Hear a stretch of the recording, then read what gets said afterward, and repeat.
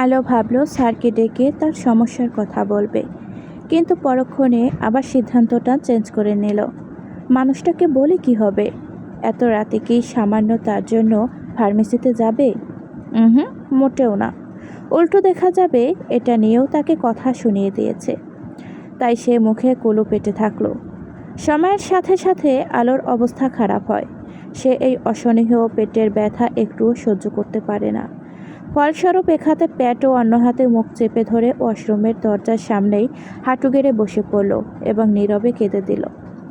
ঘুমের ঘোরে মেয়েলি কণ্ঠে মৃদুস্বরে গোঙানির আওয়াজ পাওয়া মাত্রই চোখের ঘুম ছুটে গেল আধারের। সে তড়াক করে মাথা তুলে বাম পাশে তাকায়। ড্রিম লাইটের আবছা আলোয় দেখা যাচ্ছে অদূরে বসে থাকা মেয়েটি কাঁদছে। আধার কপাল কুঁচকে উঠে গেল। কাঁদছো কেন? স্যারের কণ্ঠস্বর শুনে আলো মাথা তুলে উপরে তাকায়। আধার দুহাত বুকে ভাঁজ করে গম্ভীর মুখে দাঁড়িয়ে আছে। আলো কান্না থামিয়ে নাক টেনে বলল, পেট খুব ব্যথা করছে। আধার ভুরু উঁচিয়ে জিজ্ঞেস করল, কেন? আলো মাথা নিচু করে নিল। আধার তীক্ষ্ণ চোখে মেয়েটাকে পর্যবেক্ষণ করে নেয়। তারপর কিছু একটা ভেবে তপ্ত শ্বাস ফেলে ধীর কণ্ঠে বলল, কি লাগবে বলো? প্যাড আর পেনকিলার। আধার আর দাঁড়ায় না, বিছানা থেকে টি শার্ট নিয়ে সোজা রুম থেকে বেরিয়ে যায়। মনে মনে খুব করে চাইল এত রাতে যেন একটা হলেও ফার্মেসির দোকান খোলা থাকে। বেশ কিছুক্ষণ পর আধার ফিরে এলো। আলোর সামনে জিনিসপত্র রেখে বলল, নাও। আলো সামনে তাকাতেই আহাম্মক বনে গেল। এই বেকুব লোকটা পুরো দোকানের প্যাড তুলে এনেছে। সে হাঁ করে স্যারের দিকে তাকায়। মেয়েটাকে এইভাবে নিজের দিকে তাকিয়ে থাকতে দেখে আধার চোখ মুখ কুঁচকে বিরক্তিতে বলল, হোয়াট? এতগুলো বছরের জন্য নিয়ে এসেছেন? আর আমি এগুলো কি করব? আই ডোন্ট নো, বলেই আধার বড় বড় পা ফেলে রুম থেকে বেরিয়ে গেল। আলো কিছুক্ষণ মেরে বসে থেকে ওয়াশরুমে চলে যায়। এত রাতে স্যুপ কোথায় পেলেন স্যার? আলো ফ্রেশ হয়ে এসে বিছানায় আধশোয়া হয়ে বসে থেকে ব্যথা হজম করছিল। তখন খেয়াল করে আধার স্যার একটা ট্রে নিয়ে প্রবেশ করছে। পাশে থাকা টি টেবিলের উপর ট্রে রাখতেই দেখতে পেল ধোয়া ওঠা গরম গরম চিকেন স্যুপ ও হট ব্যাগ। এটা দেখে বেশ অবাক হয়ে উপরোক্ত বাক্যটি জিজ্ঞেস করে। আধার সামনে বসতে বসতে জবাব দিল, তোমার এক্স বয়ফ্রেন্ড রেস্টুরেন্ট থেকে নিয়ে এসেছিল। আলো সরু চোখে তাকায়, মনে মনে বিরক্তি করে বলো, এক্স কেন? একটা যদি বয়ফ্রেন্ড বা থাকতো তাহলে আপনার দেমাগ সহ্য না করে কবেই পালিয়ে যেতাম। বাট আফসোস, এই আমিটার কপালে আপনার মতো খট্টাস বদমাশকে জুটতে হলো। এখন না পারছি গিলতে আর না পারছি উগলে ফেলতে। পুরো জীবনটাই আমার লস্ট প্রজেক্ট। হাঁ করো। স্যারের কথা শুনে আলো ড্যাব ড্যাব করে চায়। মানুষটা তার তলপেট হট ব্যাগ রেখে মুখের সামনে চামচ করে স্যুপ ধরে আছে। ওষুধ খেতে যত লেট করবে তত কষ্ট পাবে মিস কালো। আলোর একটা প্রশ্ন জিজ্ঞেস করতে খুব ইচ্ছে করলো, আমার কষ্টে আপনার কি স্যার? আমি কে হই?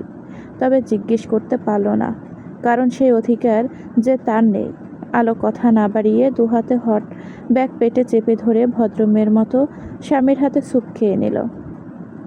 পুরোটা শেষ করে একগাল হেসে বলল, আপনার হাতের রান্না মাশাআল্লাহ স্যার। আধার কিছু না বলে মেয়েটাকে পেনকিলার খাইয়ে দিল। তারপর সব কিছু গুছিয়ে রেখে রুমের আলো নিভিয়ে শুয়ে পড়ল। অন্যদিকে বেচারি একা একা হাঁসফাঁস করতে লাগলো, কারণ তার কিছুই ভালো লাগছে না, সব কিছুই অসহ্য লাগছে। এই সময় নিজের বাড়িতে থাকলে সে এতক্ষণে মায়ের নয়তোবা বাবার বুকে মাথা রেখে নিশ্চিন্তে ঘুমাতো, কিন্তু এখন সেটাও পারবে না। আলো কিছুক্ষণ ছটফটিয়ে স্যারের দিকে আর চোখে তাকায়। লোকটা কি আরামে ঘুমাচ্ছে, অথচ সে ব্যথায় মরছে। হঠাৎই আলোর মাথায় একটা বুদ্ধি এলো। সে মনে মনে হেসে চোখ বুজে কিছু সময় ঘুমিয়ে থাকার ভান করলো। তারপর পাশে উল্টে গিয়ে সোজা স্যারের বুকে মাথা রেখে মটকা মেরে পড়ে রইল। ধীরে ধীরে অনেকটা সময় অতিবাহিত হয়ে যাওয়ার পরেও স্যারের কোনো রিয়াকশন না পেয়ে আলো শব্দ করে শ্বাস চালো। যাক বাবা, লোকটা ঘুমিয়ে গেছে, না হলে তাকে দূরে ঠেলে দিত। আলো আনমনে হেসে স্যারের লোমহীন বুকের মাঝে একটু নাক ঘষাঘষি করলো। এই মানুষটার শরীরে ঘ্রাণ মারাত্মক, সবসময় তাকে আকৃষ্ট করে এবং চুম্বকের মতো কাছে টানে।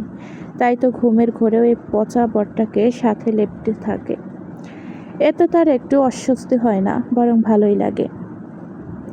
যেগুলো জেগে থাকা অবস্থায় করতে পারে না সেগুলো তার ঘুম করে দেয়। হা হা হা। আলো আজ একটু বেলা করেই ঘুম থেকে উঠল। শরীর ভালো না থাকায় ভার্সিটিতে যাবে না ঠিক করলো। ফ্রেশ হয়ে বেরিয়ে এসে বেলকনির দিকে পা বাড়ায়। আধার স্যার ভার্সিটির জন্য তৈরি হয়ে ওখানে দাঁড়িয়ে থেকে কারোর সাথে ফোনে কথা বলছে। সে মূলত রাতের জন্য ধন্যবাদ দিতে চায়। মানুষটা তার জন্য এত কিছু করলো, অথচ সে বিনিময়ে কিছুই বলেনি।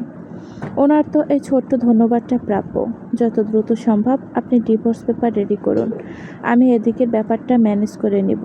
আধারের বলা বাক্যগুলো আলোর কর্ণধারে পৌঁছাতেই মস্তিষ্ক হঠাৎই থেমে গেল। সে অবিশ্বাস্য চোখে স্যারের পিঠের দিকে তাকিয়ে রইল। তার মানে মানুষটা তাকে ডিভোর্স দিতে চায়, কিন্তু কেন? প্রশ্নটা নিজেকে জিজ্ঞেস করতে থমকে গেল আলো। সে তো এটার উত্তর জানে। এই মানুষটা তাকে পছন্দ করে না, আর না ভালোবাসে, বিয়েও করতে চায়নি। তাহলে কেন এই অনাকাঙ্ক্ষিত সংসারের মাঝে থাকতে চাইবে? সেও তো এই লোকটাকে একটু পছন্দ করে না। প্রথম প্রথম ভেবেছিল ডিভোর্স দিয়ে নয়তো পালিয়ে যাবে, কিন্তু পরিবারের কথা ভেবে এমন করার দুঃসাহস হয়নি। তারপর তারপর সে তো সব কিছুতে নিজেকে মানিয়ে নেওয়ার চেষ্টা করেছে। এই অনাকাঙ্ক্ষিত সংসারকে এক মুহূর্তের জন্য নিজের সংসার ভেবে বউয়ের দায়িত্ব পালন করে এসেছে। অথচ বোকা মেয়ে, সে যেগুলো আঁকড়ে ধরতে চেয়েছে সেগুলো তো কোনো কালেই তার ছিল না। একদিন না একদিন এমনটা হওয়ারই কথা ছিল। তবুও তার স্যারের মুখে ডিভোর্সের কথা শুনে এত খারাপ লাগছে কেন? তার তো খুশি হওয়ার কথা ছিল, অথচ অজানা ব্যথায় বুকটা পড়ছে তার। আলো তাচ্ছিল্য হেসে ওখান থেকে সরে গেল। আড়ালে দীর্ঘশ্বাস ছেড়ে অস্ফুট স্বরে বলে উঠল, অবশেষে আমাদের বিনি সুতার সংসারটা এখানে সমাপ্ত হলো। Best of luck sir. আপনার আগামী দিনগুলো খুব সুন্দর হোক এবং আলোয় ভরে উঠুক। আর আমি নামক এই অন্ধকারের কালো ছায়া চিরতরে মুছে যাক আপনার জীবনের পাতা থেকে। আজকাল আলোর সময়টা তেমন ভালো যাচ্ছে না, কিন্তু না কিছু অঘটন ঘটিয়ে বসে থাকছে। এই তো আজ ভার্সিটি থেকে দুপুরের দিকে বাড়িতে ফেরার পর রাইস কুকারে পানি গরম করতে এসেছিল, অথচ মেয়েটা ভুলে বিকেলে রান্নাঘরে গিয়ে দেখে সে আবার একটা আকাম করে বসে আছে। পুরো রাইস কুকার ফাঁকা। ভাগ্যিস কোনো দুর্ঘটনা ঘটেনি, নয়তো আজ পুরো খান ভিলা আগুনে জ্বলত। তহমিনা খান এখানে থাকলে নিশ্চিন্ত তার 14 গোষ্ঠী ধুয়ে দিত। ভার্সিটি বর্তিত আলো বাড়িতে সবসময় একা মনমরা হয়ে থাকে। খুব বেশি একাকিত্ব অনুভব করলে দাদাজানের কাছে গিয়ে গল্পের আসর খুলে বসে। সে আবার একা থাকতে পারে না। ছোটবেলা থেকে যৌথ পরিবারের মাঝে বড় হওয়া মেয়েও বাড়িতে সারাদিন হৈ হৈ করতেই থাকতো। তার সঙ্গ দিত ছায়া, মায়া ও রোহিত। বাড়ির বড়দের পিছনেও সবসময় লেগে থাকতো।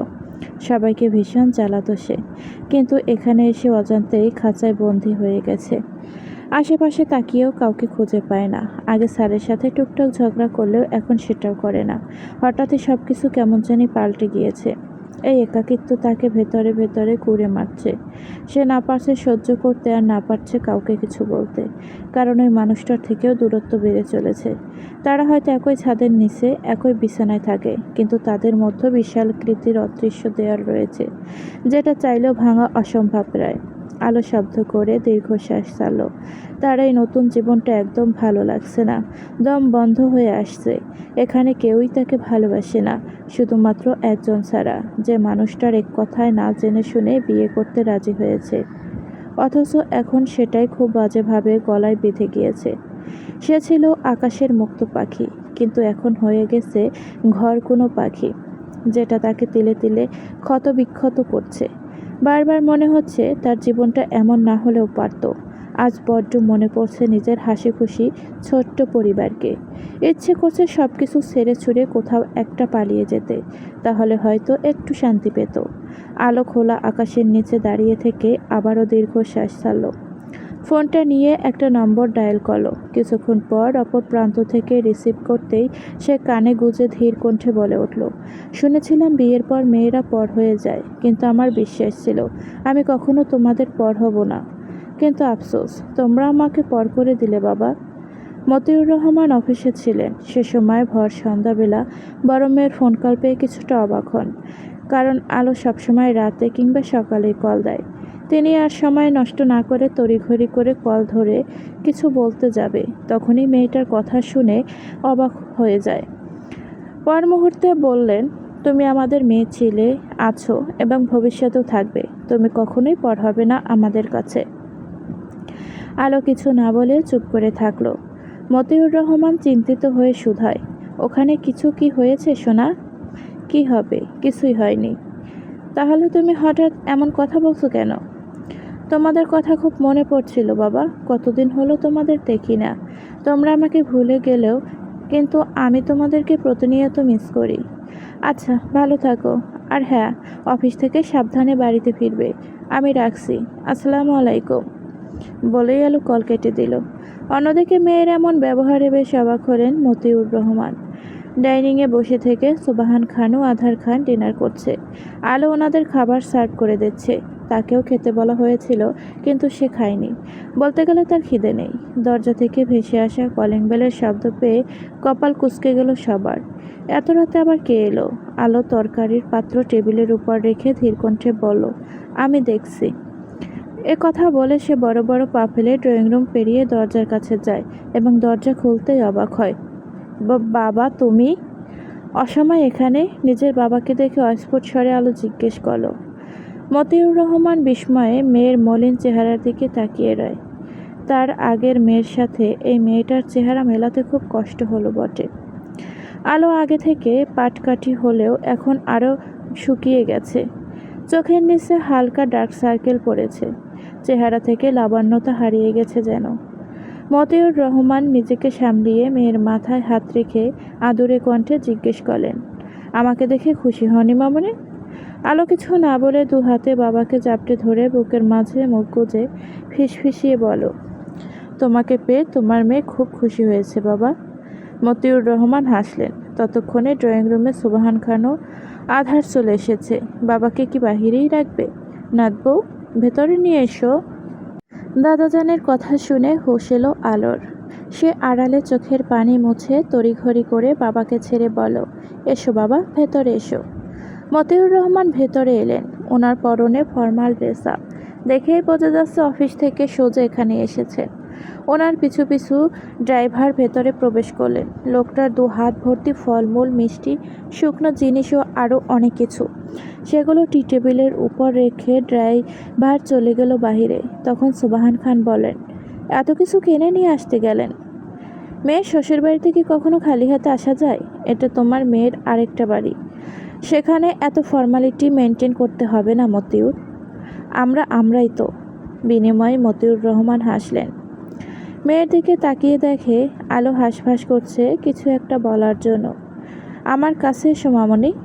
আলো গুটি গুটি পায়ে এগিয়ে এসে বাবার পাশে বসল। মতিউর রহমান এক হাতে মেয়েকে জড়িয়ে ধরে ধীর কণ্ঠে বলল, কিছু বলবে? আলো কপাল চুলকিয়ে বিড়বিড় করে বলল, এই সময় এখানে কেন বাবা? না মানে, সব ঠিক আছে তো? তোমাকে দেখতে ইচ্ছে করছিল, তাই এসেছি। আলো কিছু না বলে মাথা নাড়ালো। মতিউর রহমান আশেপাশে তাকিয়ে জানতে চাইল, তোমার শাশুড়ি মা কোথায়? উনি ওনার বাবার বাড়িতে গিয়েছে বাবা। শেফালি চাচি চা নাস্তা নিয়ে এসে সামনে থাকা টি টেবিলের উপর রাখল। মতিউর রহমান সুবাহান খানের উদ্দেশ্যে বলেন, বড় মেয়েটার বিয়ের তো অনেক দিন হয়ে গেল। আমরা সবাই ওকে খুব মিস করছি। তাই ভাবছিলাম আজ ওকে আমার সাথে নিয়ে যাব। সামনেই ওর পরীক্ষা। আমাদের ওখানেই না হয় থেকে পরীক্ষাটা দিক। পরীক্ষা শেষ হলে আবার এখানে ফিরে আসবে। এই কটা দিনও আমাদের সাথে থাকলে আমরা খুব খুশি হতাম। আপনার কি মতামত? সুবাহান খান থমথমে মুখে পাশে বসে থাকা নাতির দিকে তাকায়। ওনার দৃষ্টি লক্ষ্য করে মতিউর রহমান মেয়ে জামাইয়ের উদ্দেশ্যে বলেন, আমার মেয়েকে এখন নিয়ে গেলে কি তোমার কোনো অসুবিধা হবে বাবা? আধার স্বাভাবিক গলায় বলল, আপনি আপনার মেয়েকে নিয়ে যাবেন, এতে আমার কেন অসুবিধা হবে? তার যতদিন ইচ্ছা ততদিন থাকুক আপনাদের ওখানে, এতে আমার কোনো অসুবিধা নেই আঙ্কেল। মতিউর রহমান মনে মনে খুশি হলেন। এইদিকে আধারের মুখে আঙ্কেল সম্বোধন শুনে আলোর মনটা বিষাদে ভরে গেল। যেখানে সে এই বাড়িতে পা রাখতে না রাখতেই তহমিনা খানকে মা বলে সম্বোধন করেছিল, সেখানে মানুষটা সবার সামনে কি নির্দ্বিধায় আঙ্কেল বলে ডাকলো তার বাবাকে। আলো আড়ালে দীর্ঘশ্বাস পেল। সে আজকাল একটু বেশি আশা করে বসে থাকে, যেটা কখনোই পূরণ হবার নয়। তুমি তোমার বাবার সাথে যেতে চাও নাতবউ? দাদাজানের কথা শুনে আলো মাথা নাড়িয়ে শান্ত গলায় বলল, হ্যাঁ দাদাজান, আমি বাড়ি যেতে চাই। সোবাহান খান কিছুক্ষণ চুপ থেকে মুচকি হেসে বলেন, ঠিক আছে, তবে জলদি ফিরে আসবে কেমন? আলো মাথা নাড়িয়ে সম্মতি দিল, অথচ সে নিজেই জানে না আদৌ এখানে আর ফিরে আসবে কি না। বাবা মেয়েকে রাতের খাবার খাইয়ে তবে ছাড়লেন সুবাহান খান। আলো রুমে এসে নিজের লাগেজ গুছিয়ে নিল। প্রয়োজনীয় জিনিস, বইপত্র ও হালকা পাতলা জামাকাপড় নিয়েছে। লাগেজের চেন লাগানোর সময় বিপত্তি ঘটল। বই তোলার কারণে ফুলে ফেঁপে উঠেছে ব্যাগের ভেতরটা। সে চেপে চুপে চেন লাগাতে পারছে না। তখন খেয়াল করলো তার সামনে থেকে লাগেজ উধাও। আলো চট করে ঘাড় ঘুরিয়ে পাশে তাকিয়ে দেখে আধার ছাড় চেন লাগিয়ে দিচ্ছে। আলো কিছু না বলে চুপচাপ ওয়াশরুমে চলে গেল। একটু পর ফ্রেশ হয়ে এসে বেরিয়ে তৈরি হয়ে নিল। পিছনে ফিরতে আধার একটা ক্রেডিট কার্ড সামনে বাড়িয়ে দিয়ে বলল, এটা রাখো। কেন? হাত খরচের জন্য। আলো তাচ্ছিল্যর সুরে বলল, যেখানে মানুষ হিসাবে আপনাকে পাওয়ার অধিকারটাই আমার নেই, সেখানে আপনার অর্থ বা অন্য কিছু গ্রহণ করার প্রশ্নই আসে না। ভালো থাকবেন, নিজের ও সবার খেয়াল রাখবেন। আসছে। বলেই আলো আর না দাঁড়িয়ে চুপচাপ লাগেজ নিয়ে চলে গেল। আর আধার থমথমে মুখে ওখানেই দাঁড়িয়ে রইল। ঠিকমতো ওষুধ খাবে দাদাজান, আমার জন্য একটু মন খারাপ করবে না, আর না তো চিন্তা করবে। আমি তাড়াতাড়ি ফিরে আসার চেষ্টা করব। তোমার যদি আমার কথা খুব মনে পড়ে তাহলে টুক করে চলে আসবে আমার কাছে।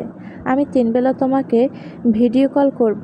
আর তেল মশলা জাতীয় বেশি খাবার একদম খাবে না, মিষ্টিও কম কম খাবে।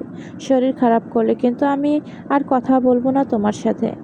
আমি চাই আমার দাদাজান সবসময় ফিটফাট থাকুক, নয়তো মেয়েরা পড়বে কিভাবে? হ্যাঁ?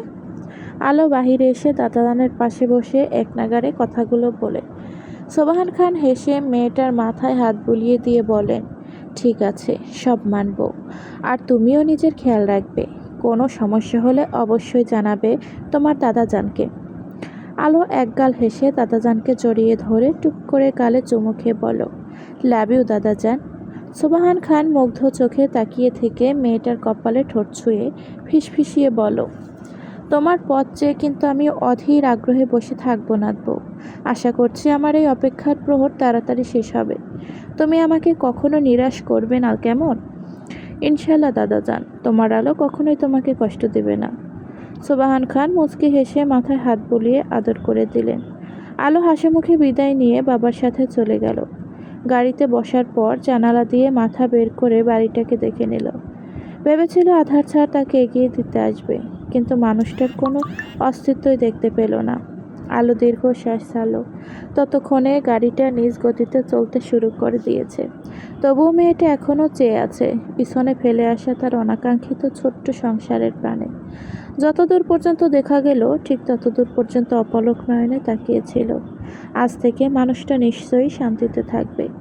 দিনের বেলাতেও কেউ জ্বালাবে না, আর রাতের বেলাতেও কেউ ঘুমের ঘোরে কাছে গিয়ে বিরক্ত করবে না। আলো ফিসেল হেসে মাথা ভেতরে ঢুকিয়ে বাবার কাঁধে মাথা রেখে চোখ দুটো বুজে নিল। খানবাড়ির সামনে থেকে তাদের গাড়িটা অদৃশ্য হলেও দোতলার রুমের বারান্দায় দাঁড়িয়ে থাকা এক মানবের ছায়া এখনও স্পষ্ট। বহুদিন পর নিজ বাড়িতে এসে প্রাণ ভরে শ্বাস টেনে নিল আলো। এখন কিছুটা হলেও মনটা হালকা লাগছে। ছোট বোনের সাথে নিজের রুমে এসে ধপ করে বিছানার উপর বসলো। মায়া ফলের জুস নিয়ে এসেছে।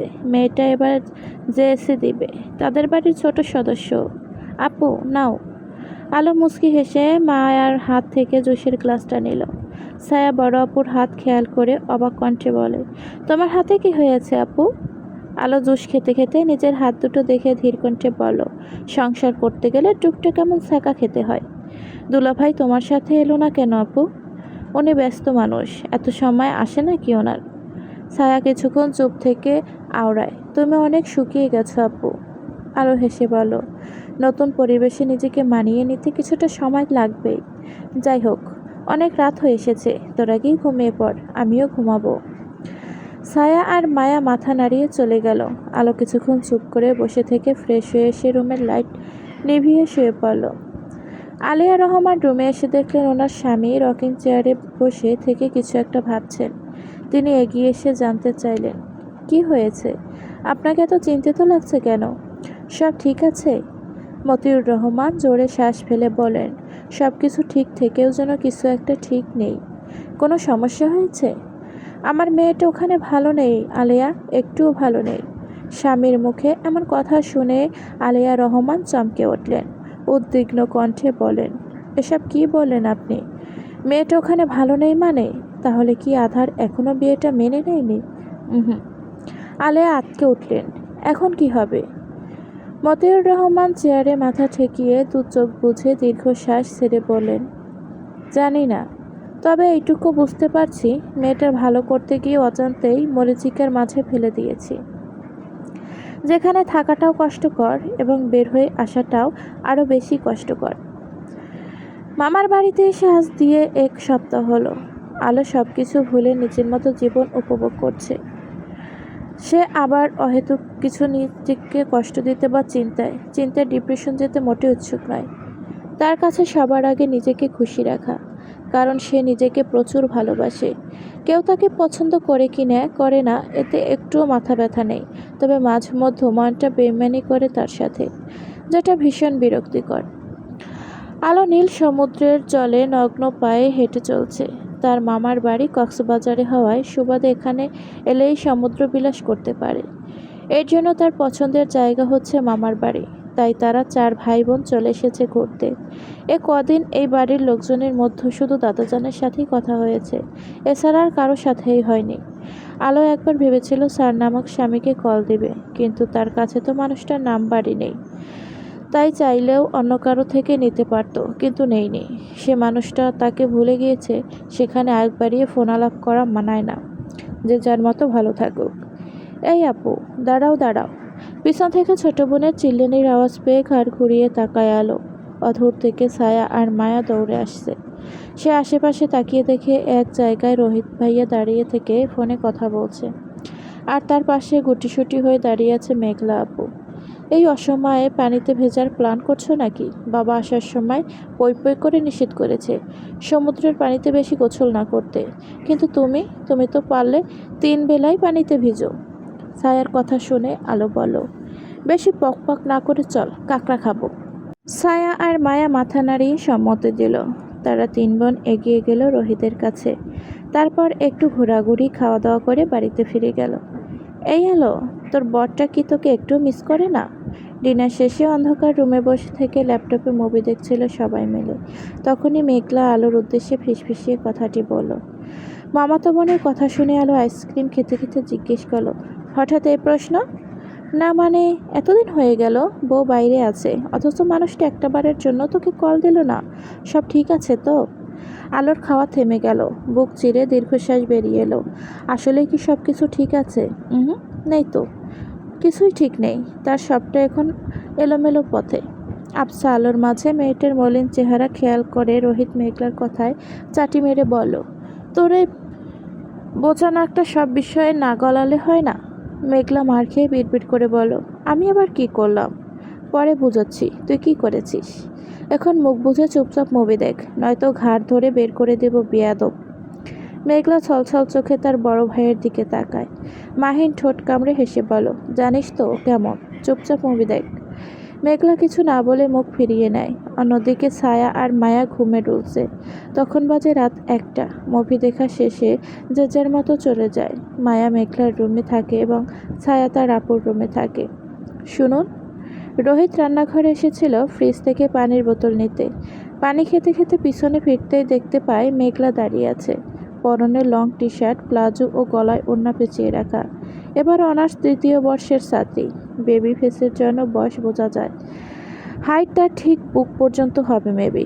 রোহিত কিছুক্ষণ মেয়েটাকে পর্যবেক্ষণ করে পাশ কাটিয়ে চলে যেতে লাগলো। তখন পিছন থেকে মিহি কণ্ঠে ডেকে ওঠে মেঘলা। রোহিত থেমে গিয়ে গম্ভীর কণ্ঠে বলো। মেঘলা 2 হাত কসলাতে কসলাতে ধীর কণ্ঠে বলল, না মানে আসলে আপনি এই বিয়েতে মন থেকে রাজি হয়েছেন? আজকাল তুই কিন্তু একটু বেশিই কথা বলছিস। মেঘলা কিছুক্ষণ চুপ থেকে শান্ত গলায় বলল, দেখুন, আমি একটুও চাই না আপনি শুধুমাত্র আপনার পরিবারের কথা ভেবে আমাকে বিয়ে করুন। আপনি যদি বিয়েতে রাজি না থাকেন তাহলে প্লিজ বলে দিন, আমি আর এসব নিয়ে পারছি না। কথাগুলো বলতে বলতে মেঘলার চোখ দুটো ভরে উঠল। এই মানুষটা কেন তার ভালোবাসা বুঝতে পারে না? সে যে এই লোকটাকে প্রচুর ভালোবাসে, তাই তো বেহায়ার মতো বারবার কাছে আবদার করেছিল এই মানুষটাকে নিজের জীবনসঙ্গী হিসেবে। তারপর 2 পরিবার বসে আলাপ আলোচনা করে তাদের বিয়েটা ঠিক করলো। তার 3 মাস পর তাদের বিয়ে। কিন্তু সে চেয়েও খুশি হতে পারছে না। এই লোকটা অদ্ভুত বিহেভিয়ারের জন্য সবসময় তাকে দূর দূর করে। তাই আজ মনে সাহস জুগিয়ে কথা বলতে এসেছে, কারণ সে চায় না বিয়ের পর কোনো রকম অশান্তি হোক। রোহিত কাউন্টারের ওপর বোতল রেখে পেছনে ফিরে মেঘলার দিকে এগিয়ে যেতে যেতে বলল, তোর কেন মনে হচ্ছে আমি এই বিয়েতে মন থেকে রাজি না? কারণ আপনি আমাকে মোটেও পছন্দ করেন না, একটু সুযোগ পেলেই বকাবকি করেন, নয়তো মারেন। ঠিক আছে, এখন থেকে না হয় তোকে শুধু আদরই করব, চলবে? হুম। অন্যমনস্ক হয়ে জবাব দিতেই মেঘলার চোখ দুটো বড় বড় হয়ে গেল। সে তড়াক করে মাথা তুলে উপরে তাকাতেই একজোড়া শক্তপোক্ত হাত এসে তার কোমর এবং ঘাড় চেপে ধরে কাছে টেনে নিল। মেঘলা বিস্ময়ে ফ্যালফ্যাল করে তাকায় রোহিতের ঘোর লাগা চোখের দিকে। সে কিছু বলতে যাবে তখনই তার ঠোঁটজোড়া শক্ত করে আঁকড়ে ধরল রোহিত। মেয়েটা এক মুহূর্তের জন্য থমকে যায়। পরক্ষণে দুহাতে প্রিয় মানুষটার মাথার পিছনের চুলগুলো খামচে ধরে আবেশে আঁখিজোড়া বুঝে নিল।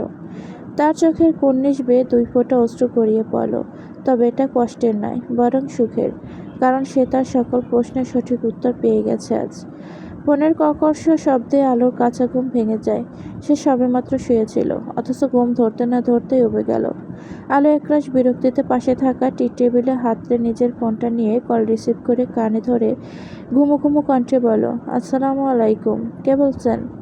অপর প্রান্ত থেকে কেউ কিছুই বলল না।